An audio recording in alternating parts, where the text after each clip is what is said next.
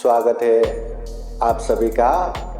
आप लोग देख रहे हैं बुद्धास टीचिंग चैनल और हम यहाँ महाकारुणिक तथागत बुद्धा और उनके शिक्षाओं के विषय में चर्चा करते हैं।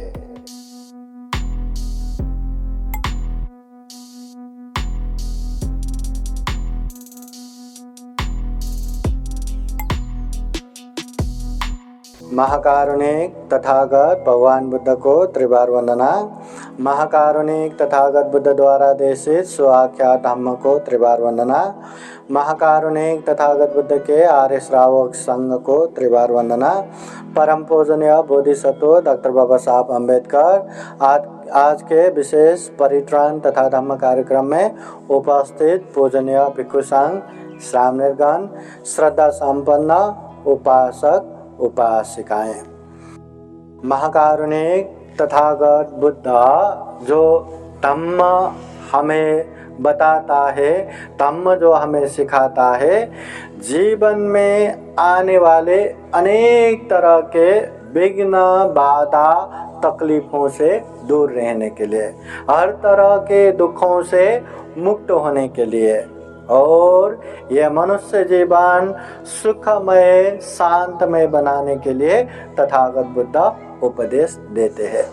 याद कीजिए, महाकारुणिक तथागत बुद्ध के कोई भी उपदेश को पकड़ लीजिए, कोई भी धम्म को पकड़ लीजिए, उसको अच्छे से अगर आप पालन करेंगे तो जीवन में सुख आना ही है, जीवन में शांति आना ही है।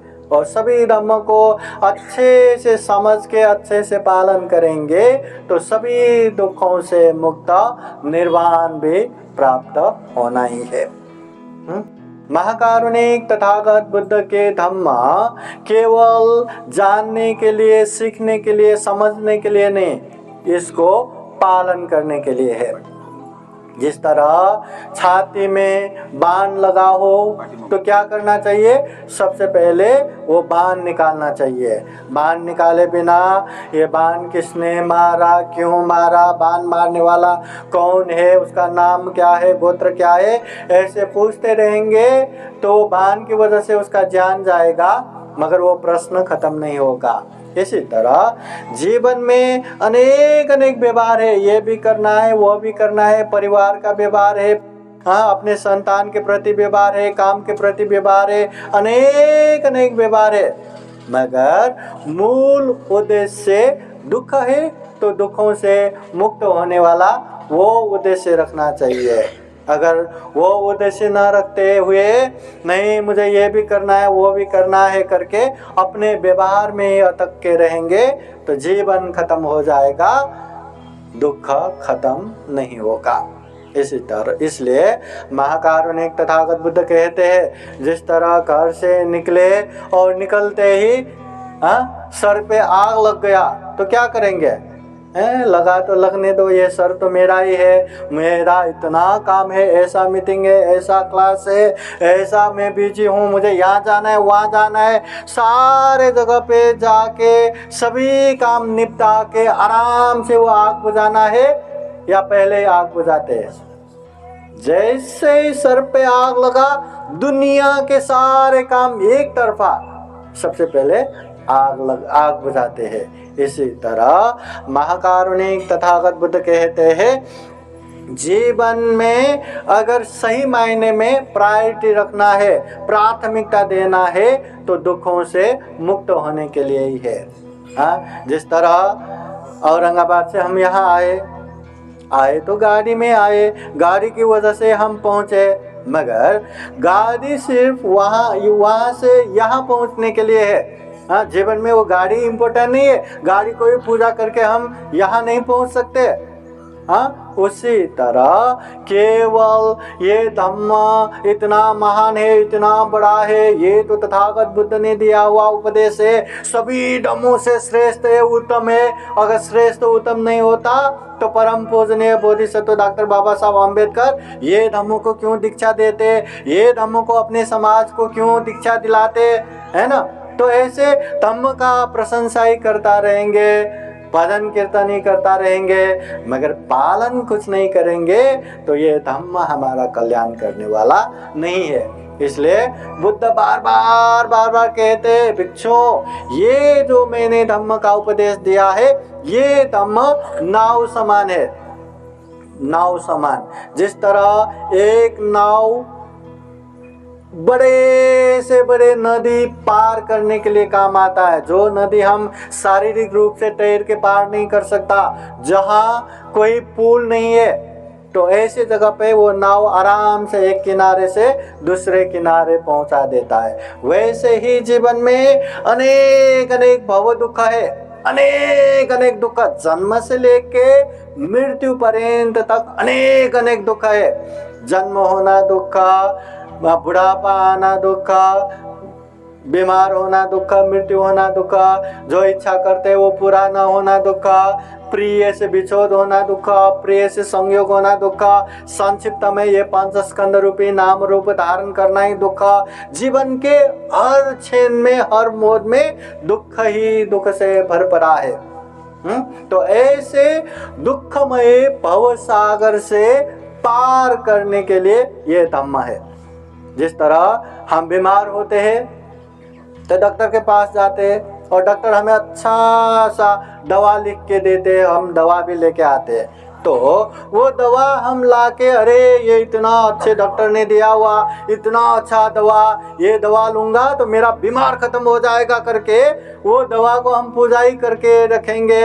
हाँ, उसको सुबह शाम हम नमस्कार ही करके बैठेंगे, तो वो दवा का कोई प्रभाव रहेगा क्या? वो दवा का कोई अर्थ रहेगा क्या? नहीं। वो दवा लेंगे तो हमारे अंदर के रोग खत्म हो जाएगा, बीमारी मुक्त हो जाएंगे। वैसे ही तथागत बुद्ध ने दिया हुआ धम्म भी वैसा ही है। ये धम्म को पालन किए बिना केवल हम पूजा करते रहेंगे, भजन कीर्तन करते रहेंगे, तो ये धम्म हमारी कल्याण करने वाला नहीं है। इसलिए हम जो भी धम्म की बातें जानेंगे सुनेंगे, जितना हो सके उतना अभ्यास भी करना चाहिए, पालन भी करना चाहिए। ये तथागत बुद्ध का उपदेश है। कोई भी धम्म, सबसे पहले तो धम्म सुनना चाहिए, समझना चाहिए। अगर धम्म समझेंगे ही नहीं, सुनेंगे ही नहीं, तो पालन क्या करेंगे? इसलिए सबसे पहले धम्म को जानना है, समझना है। जब जब भी मौका मिले धम्म देशना सुनना है, धम्म की चर्चा करना है, धम्म की ज्ञान हासिल करना है और धम्म को अच्छे से जान के समझ के उसको पालन भी करना है। अच्छे धम्म को अच्छी तरह से पालन करेंगे तो जीवन में अच्छे से सुख आएगा, शांति आएगा, और वो भी गारंटी आएगा। अच्छे धम्म हो के भी पालन नहीं करेंगे तो उससे सुख शांति आने वाला नहीं है। जीवन भर ये धम्म के शरण में जाके भी अगर पालन नहीं करेंगे तो जीवन में सुख शांति नहीं आएगा। और ऐसे लोगों के जीवन में ही सबसे ज़्यादा बेचैनी, सबसे ज़्यादा व्याकुलता, रात को नींद नहीं, दिन को चैन नहीं, इतना तकलीफों से भर पड़ा रहता है। बाहर से संपन्न है, घर है, गाड़ी है, बंगलो है, बैंक बैलेंस है, सभी परिपूर्ण है, मगर अंदर ही अंदर इतना बेचैन है, इतना व्याकुल, इतना दुखी। इसलिए धम्म पालन करना चाहिए। पालन करेंगे तो ही इससे सुख शांति मिलेगा, दुखों से मुक्ति मिलेगा। इसलिए तथागत बुद्ध कहते हैं पुण्यं चे पुरुषो कैरा, इंसान को पुण्य करना चाहिए, धम्म करना चाहिए। ये शरीर से अच्छा बोलना चाहिए, करना चाहिए, वाणी से अच्छा बोलना चाहिए, मन से अच्छा सोचना चाहिए। कैरा थे तंग पुनः पुनः, पुण्य करते हैं तो बार बार बारंबार करना चाहिए। ये दान देना, ये साल में एक बार दान देना नहीं है, जीवन में एक बार दान देना नहीं है। जिस तरह खाना हम सुबह खाते तो शाम को खाते हैं, हर दिन खाते, बार बार बारंबार खाते, वैसे ही पुण्य भी बार बार बारंबार करना चाहिए। चाहे दान देना हो, चाहे शील पालन करना हो, चाहे ध्यान साधना करना हो, बारंबार करना चाहिए। तम्मी छंदं कही रहा था, ये पुण्य करने से क्या मिलेगा? तथागत बुद्ध कहते हैं सुखो पुण्य शौचयो, पुण्य करने से उच्च प्रकार के महान सुख मिलता है। पुण्य छोड़ के कितना भी मेहनत करो, परिश्रम करो, धन संपत्ति अर्जन करो, करोड़ों करोड़ बैंक बैलेंस बनाओ, फिर भी उससे सुख शांति मिलेगा ही, इसका कोई गारंटी नहीं है। और ये सुख शांति ये दुकानों में बिकता भी तो नहीं है ना, कि मेरे पास तो करोड़ों आ गया, 2 लाख रुपए का मैं सुख शांति लेके रख देता, मिलता नहीं। तो तथागत बुद्ध कहते हैं अगर जीवन में सुख शांति चाहिए, गारंटी चाहिए, तो ये पुण्य करते जाओ, धम्म करते जाओ। जितना धम्म करेंगे, जितना पुण्य करेंगे, उतना जीवन में सुख शांति मिलता रहेगा। इसलिए उपासक उपासिकाएं जब भी मौका मिले ये पुण्य करते जाइए, दान देते जाइए, शील पालन करते जाइए, ध्यान साधना करते जाइए। मौका न मिले तो ऐसा इन्वायरमेंट बनाइए, माहौल बनाइए, खुद भी वो पुण्य कीजिए, अपनों को भी पुण्य कराइए, खुद भी सुख शांति पूर्वक रहिए, अपनों को भी सुख शांति देते जाइए।